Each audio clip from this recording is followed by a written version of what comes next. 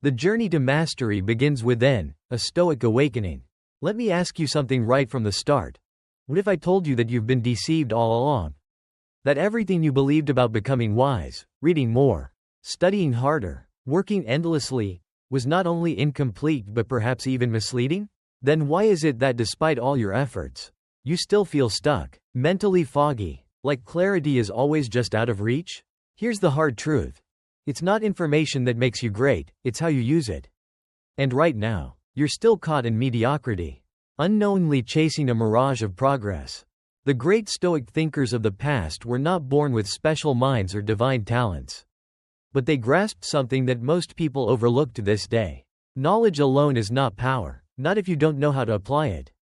It's not enough to learn, you must know how to learn. It's not enough to think, you must know how to think. In this story, you'll uncover the Stoic principles that can sharpen your mind, help you absorb knowledge like never before, and use it to stand out in every area of your life. But be warned, this path is not for everyone. It demands discipline, courage, and a willingness to question everything, even your own beliefs. If you're ready to abandon the illusion of knowledge and step into the role of your own teacher, then let's begin. Before we dive in, let me share the story of a woman named Elena, a woman who discovered something most people never do. Since childhood, Elena had always felt like she wasn't smart enough. Her older brother seemed to understand everything with ease. Her classmates could answer questions without hesitation. But Elena? She hesitated, not because she didn't study, but because she was afraid of being wrong. That fear didn't vanish as she grew older. If anything, it disguised itself as relentless effort. If she didn't feel intelligent, she could at least work harder than everyone else. So when she was accepted into one of the most prestigious universities, she vowed to prove she belonged there. But nothing about it was easy. On her first day of class, surrounded by men who exuded confidence and clarity, Elena felt the air grow thick around her. When the professor asked a question, no one turned to look at her.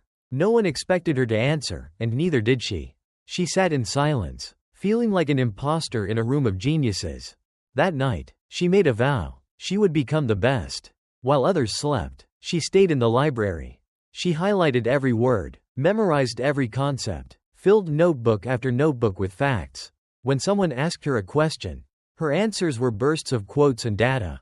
But even then, nothing changed. She still felt small, invisible. One day, after failing an exam she had poured weeks of study into, Elena locked herself in her room. She considered giving up. What was the point of trying so hard if she would never be enough? And that's when she stumbled across a quote that changed everything. It's not because things are difficult that we do not dare. It is because we do not dare that things are difficult. The words of Seneca hit her like lightning. Something clicked. Elena realized she hadn't truly been learning, she'd only been hoarding information. She wasn't growing, she was just masking her insecurity with effort. So she did the unthinkable. She stopped obsessing over knowing everything. She started thinking strategically. Instead of memorizing entire books, she questioned what she read. Instead of studying alone, she joined discussion groups. Instead of writing long theoretical answers, she began approaching problems from multiple angles. Most importantly, instead of fearing mistakes, she started seeing them as tools. The first time she raised her hand in class and got the answer wrong, her heart raced, but instead of drowning in embarrassment, she took a breath, listened to the professor's correction, and said, "That makes sense. So if I understand correctly," and reformulated her answer. The room fell silent, not because anyone laughed, but because, for the first time, someone in the class wasn't pretending to know everything. She wanted to understand. From that moment on, everything changed. Within a year, Elena went from invisible to indispensable. Her way of reasoning stood out. Her questions challenged professors. Her ability to structure ideas amazed her peers. But the most important transformation wasn't external. It was within. For the first time in her life, Elena felt enough, not because she knew more, but because she had learned how to learn. That same woman, who once considered giving up, eventually became one of the most respected researchers in her field, not because she was a natural genius, but because she finally embraced the wisdom the Stoics had preached for centuries. It's not about how much you know. It's about how you use what you know.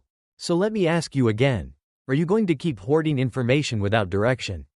Or are you ready to become your own master? Let's continue. If this resonates with you, think of this as your invitation to grow with us.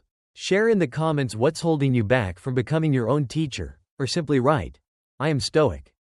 Because everything begins in the mind. My friend, here's a hard question for you. How do you talk to yourself? Be honest. How many times have you told yourself, "I'm not good at this," or "I'll never be able to learn quickly," or "I'm just not talented enough"? And before you even try, your mind already whispers the answer: give up. It's easier. But have you noticed? It's not reality holding you back, it's your own thoughts. You've repeated the same story in your head so many times that you've turned it into your truth. And just like that, without realizing it, you've become your own worst enemy. But here's the truth no one ever tells you. If you think like a loser, you'll live like one. But if you think like a master, you will become one. Do you know what Marcus Aurelius would tell you if he saw you right now? The quality of your life depends on the quality of your thoughts. If you want to be the best at something, if you want to master a skill or become a leader in your field, the first step is to conquer your mind. The Stoics didn't wait to feel strong before acting with strength. They didn't wait to feel wise before making wise choices. They did the opposite. They trained their minds with discipline, with consistency, and learned something every day. Look at elite athletes, top entrepreneurs, unstoppable leaders. It's not that they were born more talented. It's that they think differently. Nick Bare, a successful athlete and entrepreneur, said it best: if you think like a beginner, you'll always be one. You can't train like an amateur and expect the results of a professional. You can't eat like someone without discipline and expect the body of an athlete. You can't live in mediocrity and expect the mindset of a master. So ask yourself, how do you speak to yourself when you make a mistake?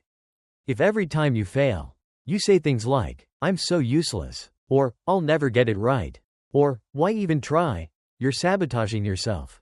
But what if, instead, every time you failed, you asked, "What can I learn from this?" Or "How can I improve next time?" Or "What would an expert do in this situation?" That's what true masters do. They learn from every stumble instead of using it as an excuse to quit. You decide whether obstacles are excuses or opportunities. You choose whether to see knowledge as unreachable or to use it strategically. Because once you conquer your mind, everything else becomes possible.